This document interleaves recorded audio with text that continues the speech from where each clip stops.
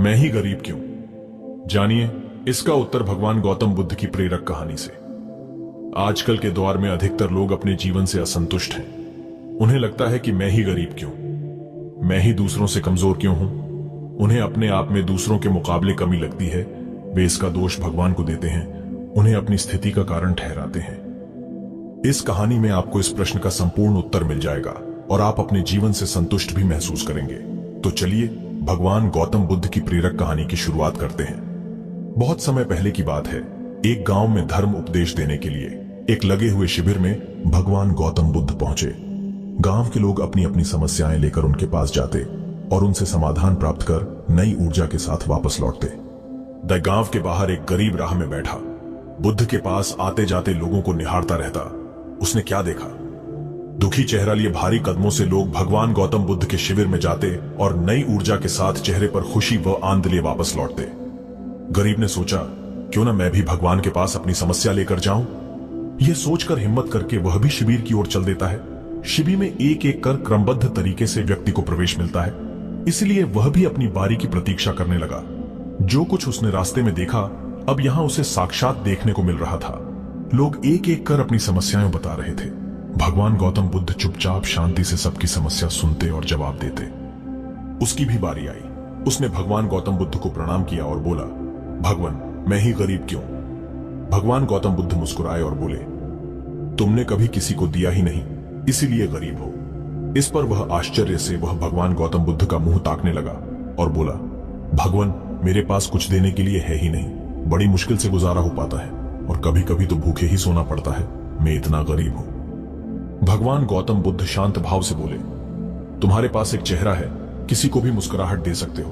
तुम्हारे पास मुंह है, किसी को भी प्रशंसा भरे कुछ शब्द दे सकते हो। जो हाथ तुम्हारे पास है, किसी की भी मदद कर सकते हो।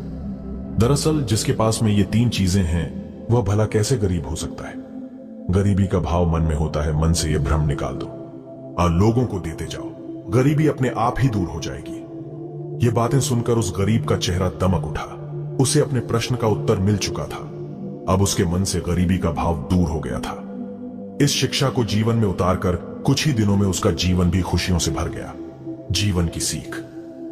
मंदिर में भी लोग जाते हैं तो कुछ न कुछ मांगते रहते हैं और जीवन भर घुट घुट कर रो रो कर समय बिता देते हैं। वे ईश्वर की कृपाओं को कभी कम समझे ही नहीं, जीवन की महत्वता को कभी जाना ही नहीं। इस पर कबीर दास जी ने बहुत बेहतरीन दोहे कहे हैं, आइए सुनते हैं और समझते हैं।